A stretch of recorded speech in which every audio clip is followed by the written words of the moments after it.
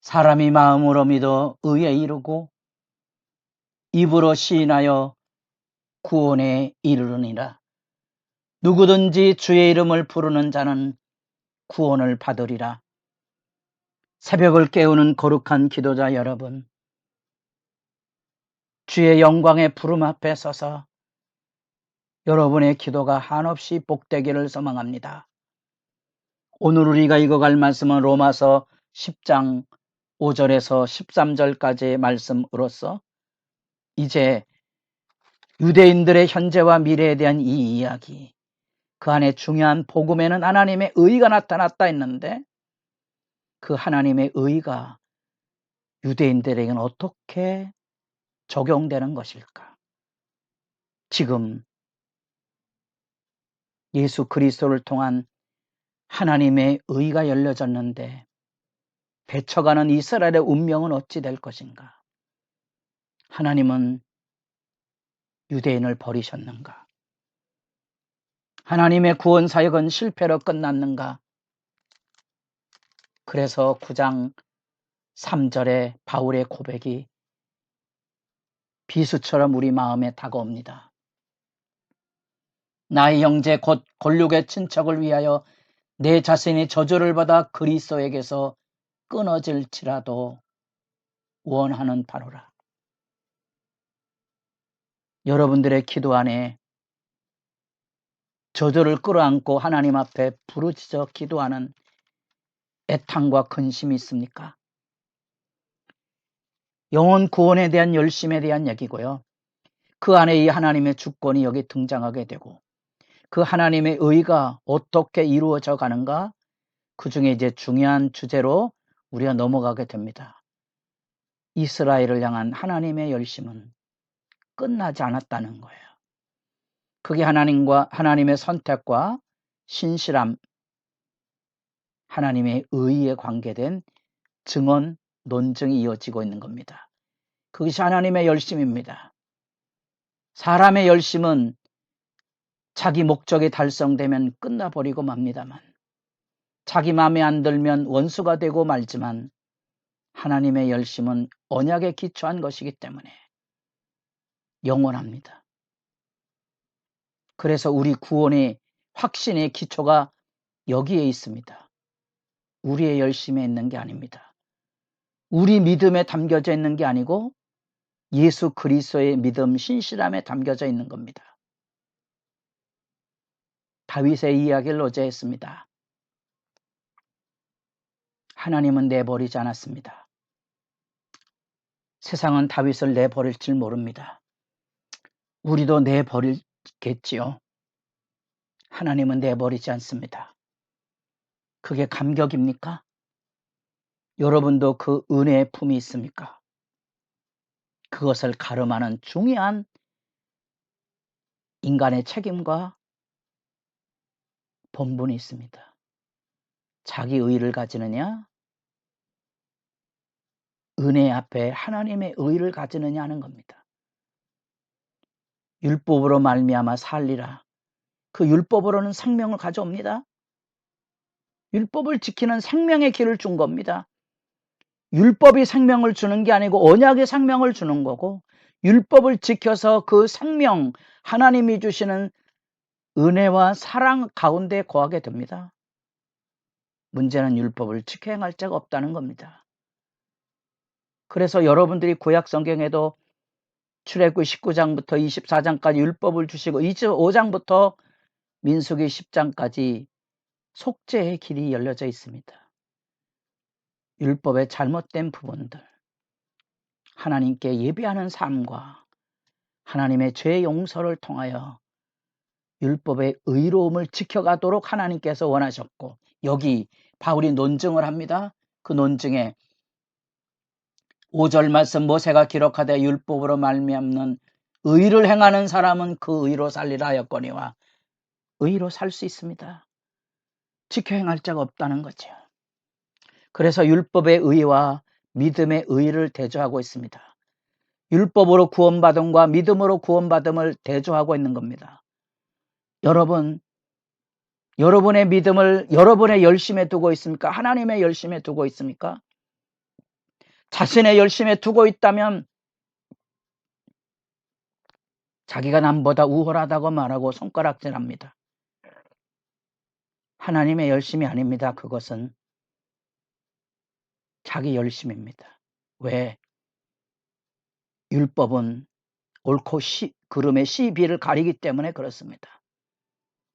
하나님의 열심의 의의는 받은 은혜에 대한, 예수 그리스도의 십자가의 은혜에 대한 믿음의 응답이기 때문에 죄 없는 자가 돌로 치라. 다 돌을 내려놓고 돌아갈 수밖에 없습니다. 그것이 믿음의 의입니다.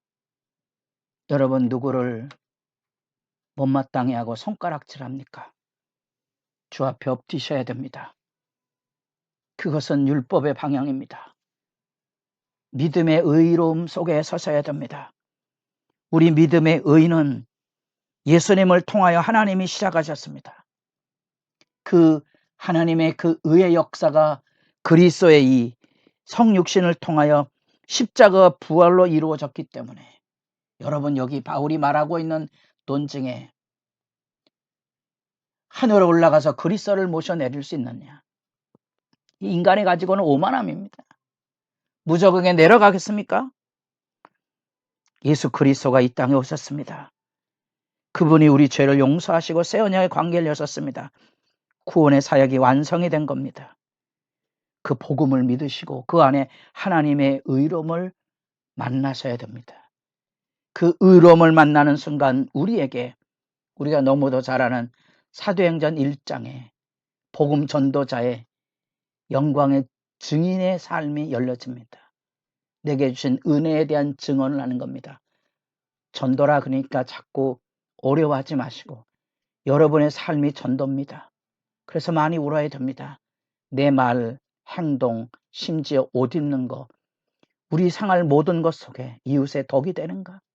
여러분 누군가에게 따뜻함이었는가? 여러분 누군가에게 따뜻함이었습니까? 사람들에게 희망을 던져주었습니까? 여러분은 누군가의 용서의 기회를 가졌습니까? 안아주셔야 됩니다. 그것이 바로 이 복음 증거의 여정이고, 그 복음 증거의 역사가 일어나면 믿음으로 영접하는 놀라운 사람들이 일어납니다. 유대인이 조롱했던 이방인들이 돌아온다는 거죠. 사도행전을 읽으면 감격의 이야기. 예루살렘과 온 유대와 넘어가지 못하는 여기 사마리아. 결국 예루살렘에 핍박이 일어나서 강제로 흩어지는 바람에 그 흩어진 사람들이 헬라인에게, 이방인에게 복음을 전함으로 복음이 사마리아로 열려지게 됩니다. 자발적으로 열려진 게 아닙니다.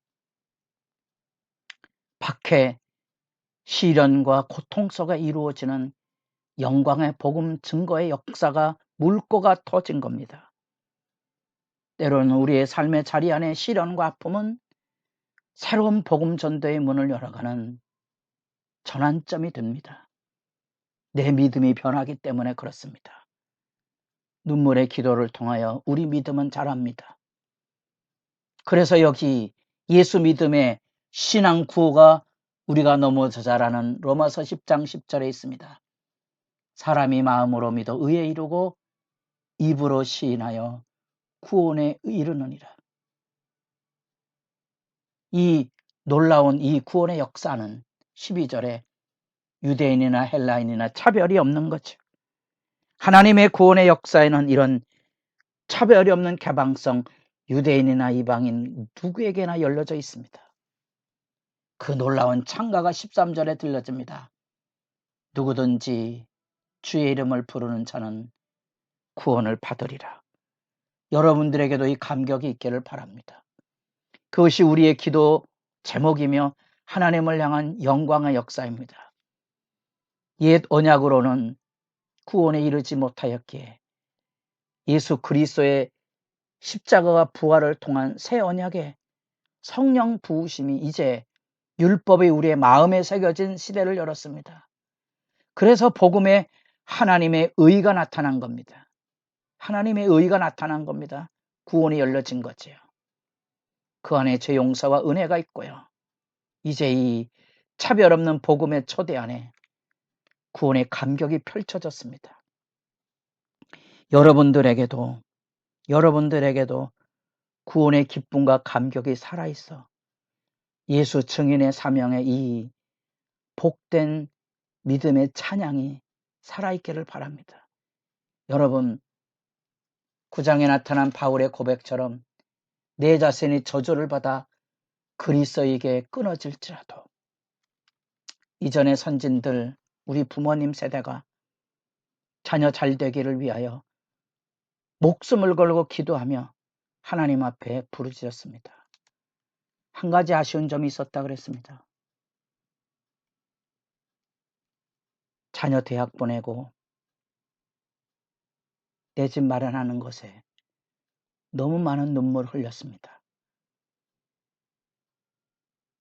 기도 열심히 하고 하나님 앞에 정직하게 살고 주님의 교회를 사랑으로 섬기는 데 기도를 드리지 못했던 거죠. 빌리 그레함 50주년 기념 대성회가 6월 3일에 있었습니다. 한때 그 부흥을 열던 한국교회의 몰락을 다시 생각합니다. 여러분도 생명을 걸고 내가 저주를 뒤집어 쓰고서라도 기도하고 있는 기도 내용이 뭡니까? 하나님의 구원의 빛이 여러분 안에도 비춰질 수 있기를 바랍니다.